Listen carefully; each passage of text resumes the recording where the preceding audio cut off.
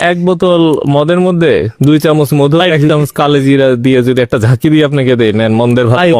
I agree. It doesn't make any sense. আপনি প্রশ্ন করতে পারেন যে আমরা তো মন্দের ভালো একটা সিস্টেম দেখছি অলরেডি।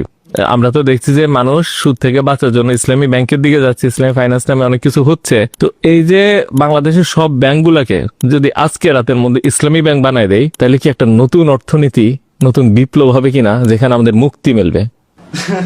আপনারাই এসে দিচ্ছে। আপনারা চিন্তা করেন যে এটা তো মুক্তি না। কারণ কি, আপনি চিন্তা করেন যেমন যদি কোরআনে আনি যে আমরা তো কোরআনকে একটা রেফারেন্স পয়েন্ট হিসেবে দেখি। আপনাকে বলি কোরআনে কি বলছে, শুধু হচ্ছে আল্লাহ এবং রাসূলের বিরুদ্ধে যুদ্ধ। তো এখন আপনি যদি আমি অপছন্দ করেন কি করবেন? পাশাপাশি বসবেন না, সামনে দেখবেন না? তার চেয়ে যদি বেশি অপছন্দ করেন পিছন পিছনে কি গালি দিবেন? তার চেয়ে বেশি অপছন্দ করলে আমাকে দেখলে মারতে ধরবেন। তার চেয়ে বেশি যদি অপছন্দ করেন দলবল নিয়ে আমার উপর ঝাঁপায় পড়বেন, যুদ্ধ করবেন। কোন পর্যায়ে গেলে একটা পাপ আল্লাহর বিরুদ্ধে যুদ্ধের মতো নয়? পাপ তো অনেক আছে পৃথিবীতে, আল্লাহ কি কোনটাকে বলছে আমার বিরুদ্ধে যুদ্ধ?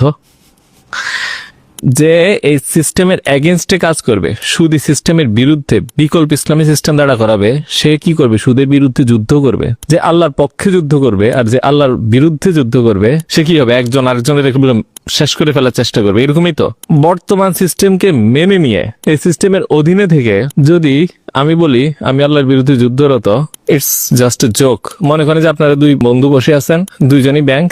এখন আমি আসলাম, আপনি বললেন কি যে শুধু শুধু হইলে আমার কাছে আসো, ইসলামী শুধু হইলে ওর কাছে যাও। দুইজনের মালিক একই, আমি হচ্ছে মালিক। আপনি রাখলাম আপনার দাড়ি একটু লম্বা, ওনার দাড়ি একটু ছোট।